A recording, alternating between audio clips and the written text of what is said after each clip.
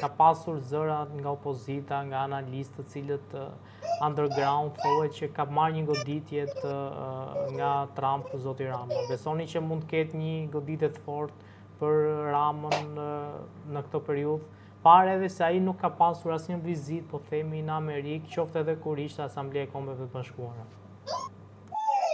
Rama e ka marrë goditjen. Rama e ka marrë të prerë.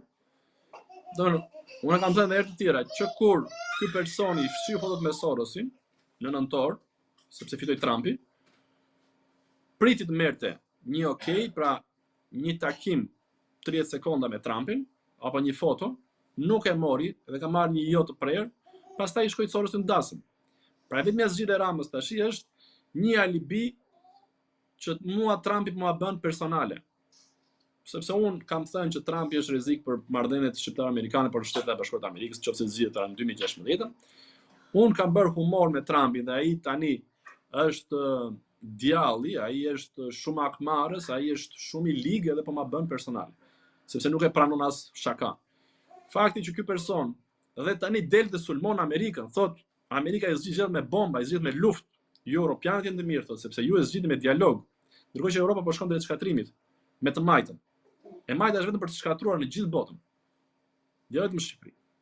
Ky del të sulmon Amerikën. Ky po rrezikon dhe marrëdhëniet e Shqipërisë me Amerikën. Pavarësisht se Shqipëria dhe Amerika kanë një lidhje shumë të fortë. Është lidhje emocionale që populli shqiptar i detyrohet Amerikës. Që ka ekzistenca e popullit shqiptar sot është fal presidenti Wilson. Dhe ne nuk e harrojmë kurrë. Edhe ndihmën që kanë dhënë për Kosovë, për të çliruar Kosovën. Kështu që Rama nuk e prish dot të marrëdhënie, por Rama thjesht tenton të negociojë largimin nga politika. E di që do largohet, por thjesht do të gëzoj miliardat që na ka vjedhur, se kur akuzohet Belinda Balluku për 2 miliard euro nga ish kolegu i saj, paramendo tash ku një organizatë kriminale kishte 6 miliard euro. Sa mund të ketë di Rama? 20 miliard, 50 miliard, unë nuk e di, nuk do të spekuloj. Por një njeri që ka gjithçka në kontroll, edhe për pak kohë, ndoshta për pak javë apo për pak muaj, është ende në pushtet. Ky personi padyshim që është më i fuqishëm se ata tjerë ekonomikisht, sepse të gjithë vjedhin dhe japin Ramës. Të gjithë shesin drogë dhe çojnë edhe Rama një pjesë. Pra kumbari i krimit organizuar në Shqipëri është Rama. Dhe pa diskutim, që thash, gjithë të pasuri ky do ta shpëtoj dhe do të shpëtoj edhe të ardhmen vet, mos përfundojnë burg, sepse Rama si person, kam thënë herë të tjera, është karakter shumë i dobët. Është frikacak, një person me karakter të dobët që nuk menaxhon dot veten, konsumon substanca psikotrope, dhe Rama nuk e mban dot burgun. Një person vanitoz që e ka mani ta shpërhapi, ta shpërfaqi luksin e vet, të jetoj duke pirë verë 33.600 euro apo 50.000 euro vera, duke veshur atletët që janë 10.000 euro atletët, apo kostumi Brioni 10.000 euro që vesh, apo një orë dore që ka marrë 470.000 euro. Më përpara ka pas një Filip Patek 136.000 euro, mos gaboj, kur ka ardhur sekretari Keri. Pra një person që e shpërfaq luksin e vet, edhe vdesjet që ndërvëmendjes, e ka shumë vështirë të izolohet brenda një kafazi. Rama nuk e mban dot burg, Rama do të tentojë vetvrasjen në burg. Kështu që këtë gjë ai e di dhe dridhet dhe tenton ta negociojë duke bërë manovra të tilla që rrezikojnë seriozisht të ardhmen e Shqipërisë. Zotë Eskiu, pse një hezitim i gjykatës kushtetuese për të vendosur përballë Dukun? Presioni është shumë i madh. Ky thotë jam unë.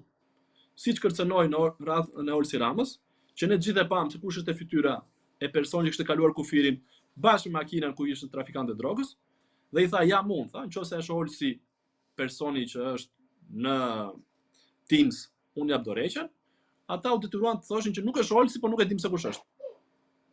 Ndërkohë që nuk e morën ta Uland ballën, të pyetët thoshte që ti ta Uland me që na thua që e di se kush ishte ky personi se ne s'po e gjejmë dot. Por shqiptarët e panë që ishte Olsi Rama. Ne e njohim Olsi Rama. Edhe në rast gjykatë kushtetuese po i thotë që nëse kapet Balluku, kapem unë. Sepse kjo po më kërcënon. Kjo më thotë që nuk bën burg për mua. Siç bëri Sajmir Tahiri, siç bëri Ilir Beqa, që më ka hapi gojën. Damian Gjiknuri realisht nuk e ka pranuar burgun për Ramën.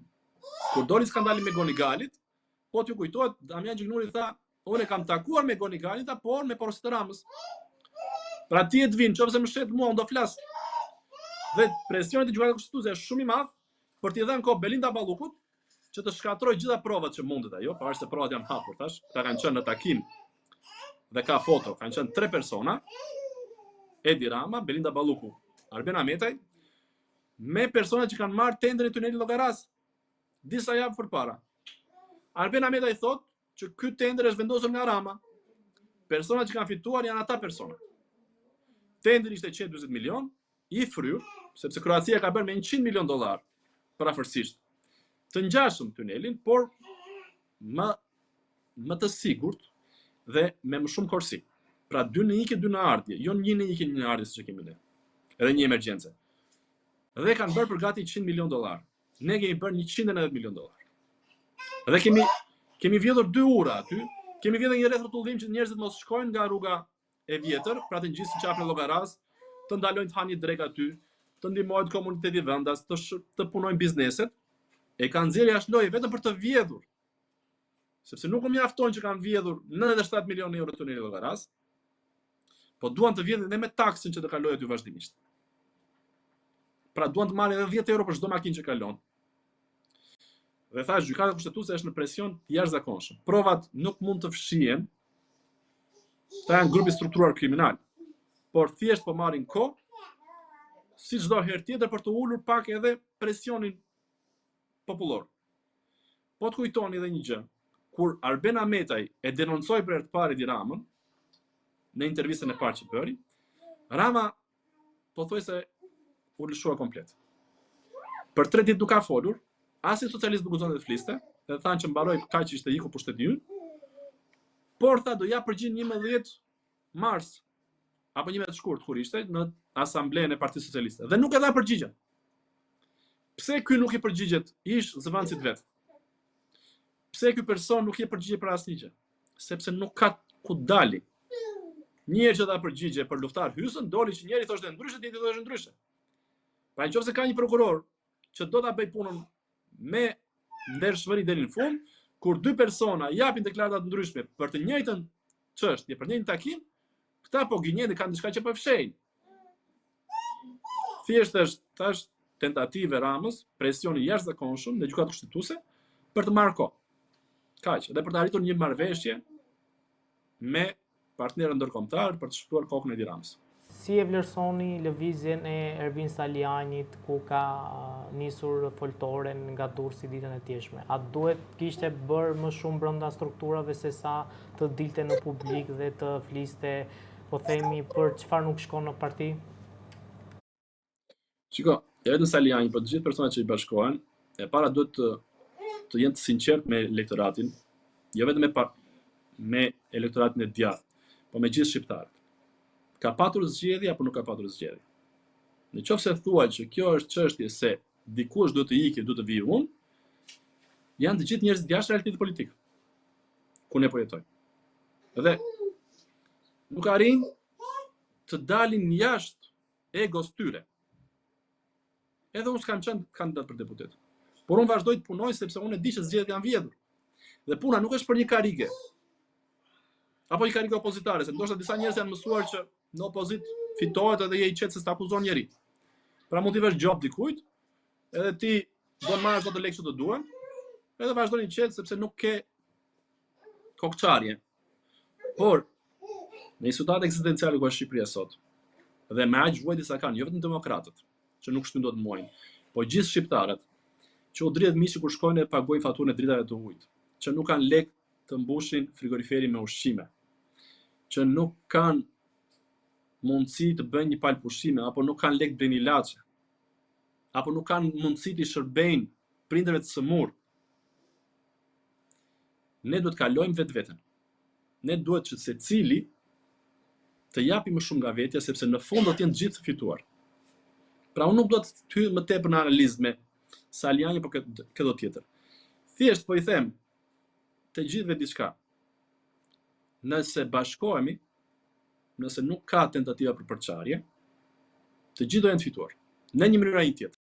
Do jenë të vjedhur, do të pagojnë më pak detyrime ndaj shtetit, do kenë mirëqenie më të lartë ekonomike, do kenë më shumë shërbime dhe pastaj kush e meriton do e marrë dhe një post për të vazhduar karrierën e vet. Por karriera e çdo kujt, e Salianit apo çdo kujt tjetër, nuk mund të prevalojë mbi interesin publik të demokratëve të gjithë shqiptarëve. Se çfarë kanë, mund ta zgjidhin brenda partisë. Lëvizje për të krijuar fraksione në një kohë ku pushteti është shumë i dobët, por qëndron në këmbë vetëm duke propaganduar nga mëngjesi në darkë sa dobët është opozita. Kjo është ushqim për pushtetin. Pra njerëzit kuptojnë që okay, Rama ka vjedhur, pas ka vjedhur ai shumë vota. Dhe problemi është tek PD-s, PD pas ka përçarje apo nuk kanë marrëveshje me tjetër apo ka fajin X apo Y. Nuk do të përmend asnjë emër, se nuk është çështje emrash. Edhe un po të jem, çfarë do që të jem, ku do që të jem. Do përballem me bandat. Unë shikoj rrjetet sociale reagimin që marr. Do më shajnë edhe mua. Po supozojmë që iku Berisha, s'është më. Do thon për atë që do drejtoj PD-n, është kukull e Berishës, është zari i Berishës, është lodra e Berishës, e komandon Shkëlzeni, e komandon ai tjetri, e komandon ky. Pra propaganda do vazhdoj të bëjë të njëjtën gjë dhe do vazhdoj të vjedhë. Këta njerëz që duan të bëjnë karrierë politike, e kanë guximin të kalojnë vetveten dhe të kërkojnë bashkinë të gjithanshëm, sepse nuk ka zgjedhje tash. Nëse ka rregulla të qarta loje, janë zgjedhje lidhje të ndershme, po e ka fajin Ergesi, e ka fajin X, e ka fajin Y. Por në momentin që s'ka zgjedhje lidhje të ndershme, pra merre Partizani me Inter Miamin, hiqi Inter Miamit Mesin me të kuqe sa fillon loja, Jordi Alba, Luis Suarez me të kuqe, pa i kalit e futbollit tash. Jepi dhe 7 penalti Partizanit, do fitoj Partizani. Nëse ti merr lider të opozitës dhe i fut në burg, e kalon ndjekje penale, nëse ti ke kapur gjitha mediat dhe propagandojnë nga mëngjesi darkë që është keq opozita apo ne punë të kemi mirë.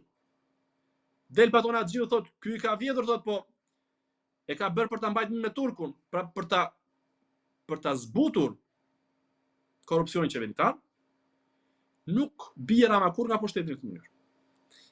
E fundit Skënderbeu para se të vdiste ne dim se çfarë u tha princave. Dhe e dim se si shkoi, se ata nuk e ndoqën këshillin e Skënderbeut. Federica Mogherini është në akuzë për korrupsion dhe ditën e sotme ajo ka dhënë dorëheqje. Si e keni parë këtë vënien në akuzë për korrupsion të Mogherinit dhe edhe pasi u arrestua, u la e lirë, ajo me njërë ka dhënë dorëheqjen dhe një raport mes ndërkombëtarëve që vinë në Shqipëri që politika shqiptare i shet të huajt si kur janë, po themi, kulmi i transparencës, kulmi i sinqeritetit, kulmi që nuk marrin në rishfeta. Pra, si është ky raport? Domethënë, e para është që në sensin pozitiv është mirë që këto gjëra dalin, që populli shqiptar të kuptojë që të mos e marrë gjithçka shablon. Pra të hiqet ky kompleksi i të parit të huajve me idealizëm, sikur janë të pagabueshëm apo janë të pakorruptueshëm, apo sikur janë gjithkohës të drejtë. Kemi të bëjmë me një person i cili ka qenë pjesë e Partisë Komuniste ose e elitave komuniste në Itali dhe është promovuar nga komunistët, nga globalistët, nga sorosianët, për të arritur në majat e politikës europiane. Dhe çfarë bën kjo person? Vazhdon me ideologjinë e njëjtë, ose të mbështesi krahun që i përshtatet ideologjikisht të majtës ekstreme ose Sorosit për të shkatruar popullatët, për të shkatruar popujt, për të vazhduar përpara agenda e emigracionit, për të vazhduar përpara agenda e kanabizimit, e drogës dhe e LGBTQ-s. Dhe vjen këtu Mogherini ose Kosi ose çdo kush tjetër dhe i thurë lozhe Edi Ramës. Ndërkohë që ne e dim që Edi Rama është hajdut. Ne e dim që Edi Rama po ndjek një agjendë populluese. Ne e dim që Edi Rama mbledh taksa pafund dhe nuk i kthen në shërbime për qytetarët. Dhe në këtë aspekt, kjo është e mirë që shqiptarët të vetëdijsojnë dhe të pavarësohen, pra t'i besojnë të vërtetës tyre, t'i besojnë asaj që ata ndjejnë dhe që shohin. Pra kjo e ndihmon popullin shqiptar të bëhet më kritik. Deri dje edhe na thoshin anti-amerikan. Ne jemi populli më pro-amerikan në botë, por e bën gati gjysmë e popullsisë shqiptare dhe opozita e bën anti-amerikane. Sot nuk flasin më. Sepse deri dje kishin në krye, në Amerikë, të majtën Amerikanin që po shkatronte edhe vetë Amerikën, po shkatronte botën, por ndërhyn edhe për të shkatruar Shqipërinë. Janë paguar $100 miliona për të shkatruar opozitën shqiptare. Ndoshta edhe miliarda, por nuk dua që të spekuloj, nuk do të jemi pasakt. Por vetëm me 120 milion të një gjenerator janë përdorur për të shkatruar opozitën. Pra nuk është vetëm problemi i politikës europiane. Ky po shkon te problem global, sepse e majta mundohet të pushtoj gjithë botën. Pra mbështesin njerëz të majt, politikanë të majt, pavarësisht se janë të korruptuar, pavarësisht se janë hajdut, pavarësisht se janë xhambaz në vjedhje, i mbështesin sepse ata vetë janë hajdut. Pra, në qoftë se do të vazhdojnë të thellojnë hetimet, do dali që nuk është vetëm Mogherini që ka vjedhur aty. Mund të dali edhe von der Leyen, mund të dalin edhe politikanë të tjerë. Pra, në qoftë se kjo do të shkojë hetimi deri në fund, do i shërbej dhe Europës. Dhe unë besoj që do shkojë. Pak nga pak, por do shkojë, sepse me fitoren e Trumpit, bota po shpëton. Bota po kthehet në shina. Po të shikosh edhe në Amerikë, prap e majta po e bën djall Trumpin, pse ai po kërkon që takset e qytetarëve amerikanë të bëhen publike. Pse ai po bllokon donacione që shkonin për shembull për Somalinë, shkonin miliarda dollar për komunitetin somalez në Amerikë dhe disa do shkonin në Somali, por që nuk shkonin parat në ditët të varfërve. Përbetohen sikur janë për të ndihmuar të varfrit, për të ndihmuar popujt në zhvillim etj, por i fusin para në xhep. Edhe tani që Ukraina është në luftë, ta e shfrytëzojnë për të vjedhur, gati gjysma e parave, tha kryeministri i Ukrainës, Zelenski, tha nuk kanë ardhur në Ukrainë. Pra ku shkuan gjysmë miliard dollar? Sa ishte, mos gaboj me shifrat tash. Gjysma e donacione që u nisën për në Ukrainë nuk shkuan. Nga ana tjetër, fakti që dha donation tregon që ka më tepër maturi, do ta kishte edhe Belinda Balluku këtu, siç e ka treguar Ilir Meta më përpara kur akuzua dhe dha donation, siç e tregoi edhe Samir Tahiri pari se hezitoi në momentet e para, por e dha donation, do ta japi edhe Belinda Balluku. Do ta japi edhe Edi Rama donation, sepse nuk ka mundësi që të gjithë këta të dalin hajdut dhe Edi Rama nuk është i përzier. Edi Rama nuk di gjë. Kjo nuk qëndron. Po thash fakti që po dalin politikanë të Europës të korruptuar dhe të përfshirë edhe në afera këtu në Shqipëri. Pra kjo zonja Vlautin, bleu një vilë në një kompleks rezidencial shumë të shtrenjtë, por e bleu me 3 fishin e vlerës. Pra nuk është vetëm Mogherini, ishte edhe Vlautin përpara, që mbështeste Ramën dhe reformën drejtësi. Këto kanë mbështetur edhe ndarjen e Kosovës. Pra politikanë të cilët vinë për ta shkatruar Shqipërinë. Ne kemi pasur këtu, në mos gaboj, 41 aplikime për ambasador të Bashkimit Evropian, ndërkohë që në Finland ishte vetëm 1 aplikim. Për çfarë vinë këta këtu? Në një vend kaq të varfër që është tranzicion, që ka probleme me drogën, me emigracion, me kriminalitet, me korrupsion etj. Këta vinë për të vjedhur. Këta aplikojnë kaq shumë sepse e shikojnë si një hambar ku mund të përfitojnë para pafund në offshore. Dhe të gjitha lidhjet duhen hetuar. Edhe ky kolegji evropian, që do ndërtoj dhe gjoja do ishte në ndërtim tani në Shqipëri. 5 milion euro i ka vjedhur Velia me Ramën vetëm me projektin. Megjithatë është një projekt që shkon 5 milion euro. Ta sikur do ndërtonin një 5 miliard euro këtu dhe i duhet një projekt shumë i madh. Vetëm me projektin ka vjedhur 5 milion euro. 7 milion euro ishin për studentët shqiptar. Ishte një vendim i qeverisë Berisha për ta bërë korpusin universitar. Dhe kjo la pas dore. Dhe ja dhanë këto 7 milion euro kolegjit evropian gjoja. Ka shkuar fatura 22 milion euro. Dhe këtu Rama me Mogherini janë përfshirë bashkë. Por, duke qenë se Rama e ka të vështirë të marrë përgjegjësi, u del në mbrojtje hajdutëve. E thot Zoti bekoft Mogherini, na thua se Mogherini na kishte shpëtuar ne nga një tragjedi e madhe. Kishte ardhur për të marrë lek Mogherini këtu dhe për të dëmtuar popullin shqiptar, jo vetëm opozitën, sepse kur godet opozita ka dëmtuar shqiptarët, nuk është problem se kush do vinë pushtet. Një parti apo një parti tjetër. Problemi është a qeveriset mirë ky popull apo jo? A zhvillohet Shqipëria apo jo? Ne sot jemi kthyer në komunizëm. Sot monopolin dhe mbajtjes së ekonomisë gjallë ka shteti. Sot ekonomia po mbahet nga paraja pist e drogës në ndërtim. Ndërtimi është diçka e përkohshme, do ndaloj. Po kur ndaloj, kriza do jetë shumë e madhe. Do ngelen njerëz pa punë, do humbasin lek tek shtëpia se do bie vlera e shtëpiave. Dhe shqiptarët do vdesin për bukë. Sepse sot nëse mund mbahen nga një punë në ndërtim apo mund të mbahen nga paratë e pisa që mund sjellin fëmijët e tyre, që prapë shumë e gabuar sepse fëmijët do përfundojnë burgjeve, do përfundojnë në përvarën. Këtu vetëm një përfiton. Edi Rama. Të tjerë do kapin burgun ose do kapin varin, për fat keq. Dhe kjo është e tmerrshme. Po sepse kemi njëri pa shpirt, njëri që nuk mendon, njëri që do vetëm pasurohet, do vetëm pushtet. Dhe dilte thash mbron Mogherini, del mbron Ballukun, mbrojti Veliaj në fillim, mbrojti Sajmir Tahiri në fillim, mbron Damian Gjiknurin, mbron Taulant Ballën. Pra të gjithë njerëzit e korruptuar ose janë në akuzë për korrupsion masiv, Rama i mbron sepse është bashkë me ta. E mira tjetër është që duke qenë se të gjithë po goditen, edhe rjeti i Sorosit në Europë po goditet, Sorosi ka një bazë shumë të fortë në Shqipëri, do goditet edhe kjo bazë, dhe si dëm kolateral nuk shpëton as Rama. Edhe Rama do të vojë pasojat. Për mua Rama dy zgjidhje ka, o në burg, dy rrugë domethënë, ose në ekzil, që të mos e pranojë askush, e të bredhi nëpër botë, ose të përfundojë në Bielorusi apo në Korenë e Veriut. Kaq ka Rama.